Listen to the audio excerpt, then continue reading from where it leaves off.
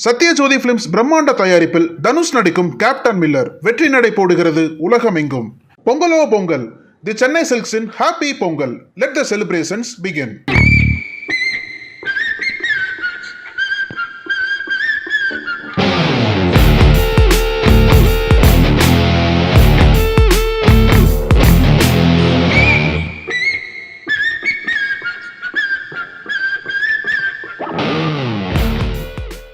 தம்பி தம்பி தம்பி தம்பி 290 நீ பெரிய வீரனா, படுத்திருக்க மாட்ட பிடிக்கிறது.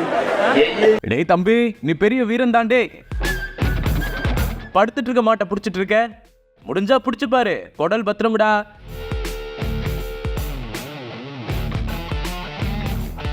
மிரள வைத்த காளைகள், வரிந்து கட்டிய வீரர்கள், கோலாகலமாக நடந்த ஜல்லிக்கட்டு போட்டிகள்.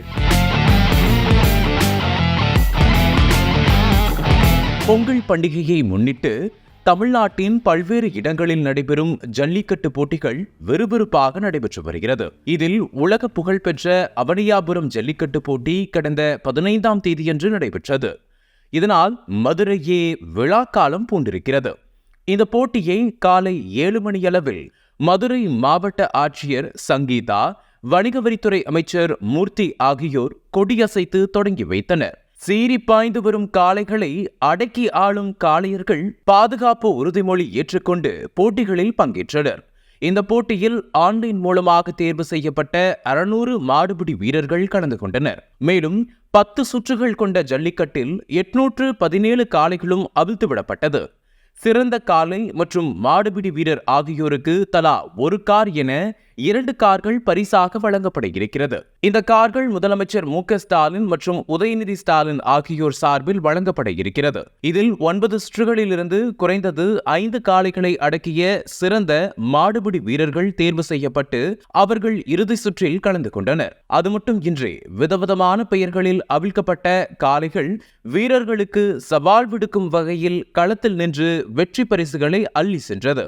அதேபோல் மிரட்டலாக களத்தில் நின்ற காளைகளை மாடுபிடி வீரர்கள் அடக்கி பல்வேறு பரிசுகளை பெற்று சென்றனர். இந்த ஜல்லிக்கட்டு போட்டியின் போது காளைகளையும் மாடுபிடி வீரர்களையும் கைத்தட்டி ஆரவாரம் செய்து உற்சாகப்படுத்தினர். காலை 7 மணிக்கு தொடங்கிய அவனியாபுரம் ஜல்லிக்கட்டு மாலை 5:30 மணி வரை நடைபெற்றது.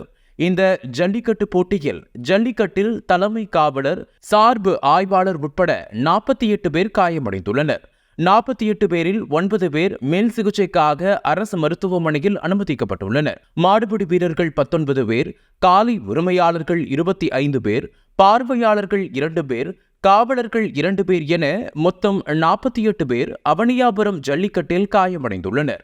மேலும் இந்த போட்டியின் முடிவில் கடந்த 2022ஆம் ஆண்டு நடைபெற்ற ஜல்லிக்கட்டு போட்டியில் முதல் பரிசு பெற்ற கார்த்திக் இந்த வருடமும் 17 காளைகளை அடக்கி மீண்டும் முதலிடம் பிடித்துள்ளார். 13 காளைகளை அடக்கி ரஞ்சித்குமார் 2வது இடத்தையும், 9 காளைகளை அடக்கி முரளிதரன் 3வது இடத்தையும் பெற்றுள்ளனர். வெற்றி பெற்றவர்களுக்கு தமிழக முதல்வர் மு.க. ஸ்டாலின் சார்பில் சிறந்த மாடுபிடி வீரருக்கு 1 காரும், அமைச்சர் உதயநிதி ஸ்டாலின் சார்பில் சிறந்த காளையின் உரிமையாளருக்கு 1 காரும் பரிசாக வழங்கப்படுகிறது. அதேபோல சிறந்த காளைகளின் உரிமையாளர்களுக்கு மதுரை மாநகராட்சி மேயர் இந்திராணி சார்பில் 2 பசுமாடுகள் பரிசாக வழங்கப்பட இருந்தது. அதன்படி தமிழ்நாடு முதலமைச்சர் அவர்கள் சார்பாக சிறந்த காளையின் உரிமையாளர் அவனியாபுரத்தைச் சேர்ந்த ஜி.ஆர். கார்த்திக் அவர்களுக்கு கார் பரிசாக வழங்கப்பட்டது. அதைத் தொடர்ந்து இளைஞர் நலன் மற்றும் விளையாட்டு மேம்பாட்டுத்துறை அமைச்சர் உதயநிதி ஸ்டாலின் சார்பாக 17 காளைகளை அடக்கிய மதுரை அவனியாபுரத்தைச் சேர்ந்த கார்த்திக்கு கார் பரிசாக வழங்கப்பட்டது. அதனைத் தொடர்ந்து அவனியாபுரத்தைச் சேர்ந்த வீரர் ரஞ்சித்குமாருக்கு முன்னாள் எம்எல்ஏ சீனிவாசன் பெயரில் அவிழ்த்த காளைக்கும் 2வது பரிசாக பீரோ மற்றும் சைக்கிள் அறிவிக்கப்பட்டது.